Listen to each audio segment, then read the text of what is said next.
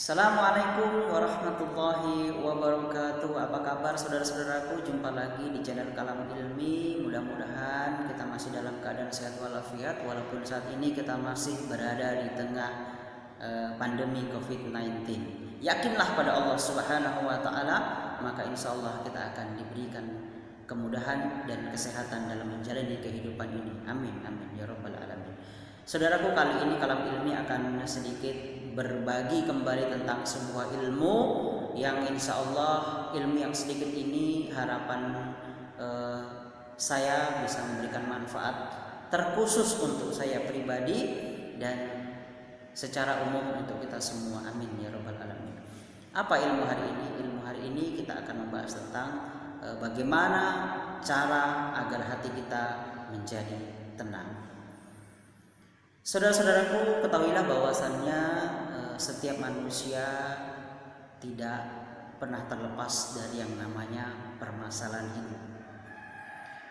Setiap manusia memiliki takaran masalahnya masing-masing. Setiap manusia terkadang menyikapi sebuah permasalahan hidupnya dengan caranya masing-masing. Ketika masalah satu belum selesai, terkadang kita merasa bahwasannya diri kita ini tidak berguna. Masalah yang satu belum selesai, datang masalah yang kedua. Begitu seterusnya. Sehingga terkadang kita berpikir secara tidak logis dan ingin melakukan sebuah perbuatan-perbuatan yang dilarang oleh Allah Subhanahu wa taala. Nauzubillah, mudah-mudahan kita tidak termasuk di dalam kriteria orang-orang yang melakukan perbuatan tercela ketika kita menghadapi sebuah permasalahan itu.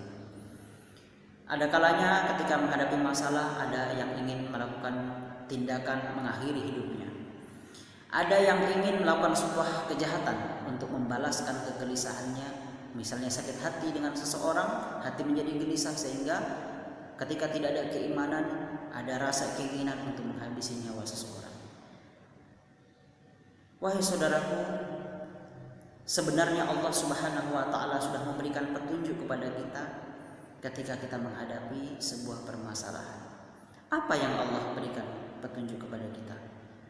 Yang pertama, berzikirlah kepada Allah Subhanahu wa taala. Apa itu zikir? Zikir adalah mengingat Allah. Ala bizikrillah tatma'innal qulub. Hanyalah dengan berzikir maka hatimu akan tenang. Mengapa? Karena dengan berzikir hati kita akan menjadi tenang. Dengan berzikir kita ingat kepada Allah. Kalau kita ingat kepada Allah, Allah akan lebih ingat kepada kita. Maka Allah akan mengetahui masalah yang kita hadapi. Maka insya Allah dengan mudah Allah akan menghilangkan kegelisahan dalam hidup kita.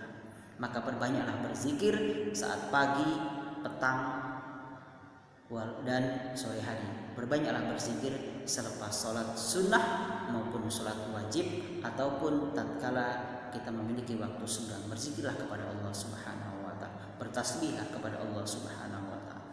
Kemudian langkah yang kedua, dirikanlah sholat.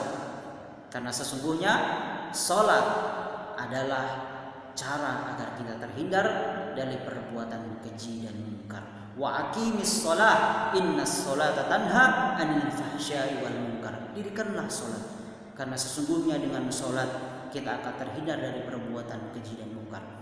Insya Allah wahai saudaraku, ketika kita mendirikan sholat dengan tepat waktu, kita mendirikan sholat dengan khusyuk, kita mengadu kepada Allah Subhanahu wa taala sesuai janji Allah, wa aqimis sholat innas sholata tanha 'anil fahsya'i wal munkar. Kita akan terhindar dari kejahatan, kita akan terhindar dari perbuatan-perbuatan yang menjurus kepada keburukan-keburukan. Misalnya kita akan berbuat keji kepada orang lain atau kepada diri sendiri. Ya, maka dirikanlah sholat. Selalu tepat waktu dalam mendirikan sholat. Insya Allah, mari kita berusaha untuk senantiasa mendirikan sholat agar hati kita menjadi tenang. Kemudian yang ketiga apa? Yang ketiga adalah kita membaca Al-Quran dan mendengarkan ayat suci Al-Quran.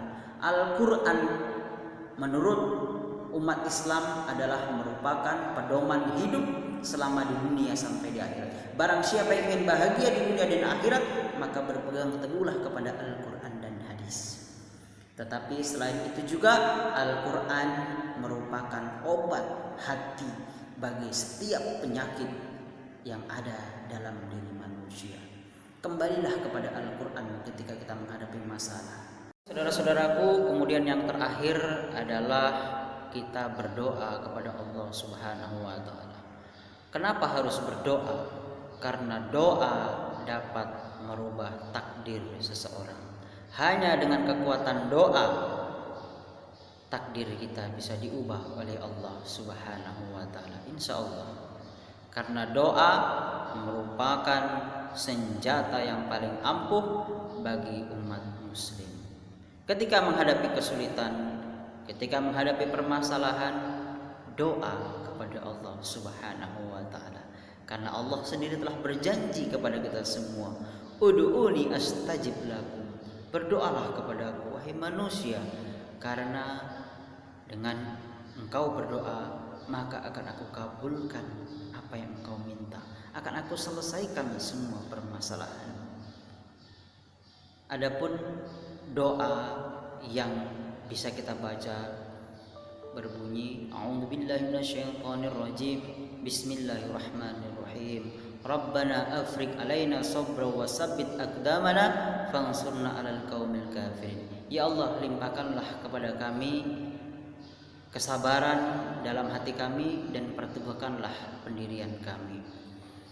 Demikian saudara-saudaraku, mudah-mudahan kita senantiasa menyikapi permasalahan hidup kita ini dengan landasan keimanan kepada Allah Subhanahu wa taala, dan mudah-mudahan kita termasuk kepada hamba-hamba Allah yang senantiasa bersyukur dan menjadi hamba-hamba Allah yang selalu sabar dalam menghadapi masalah kehidupan kita.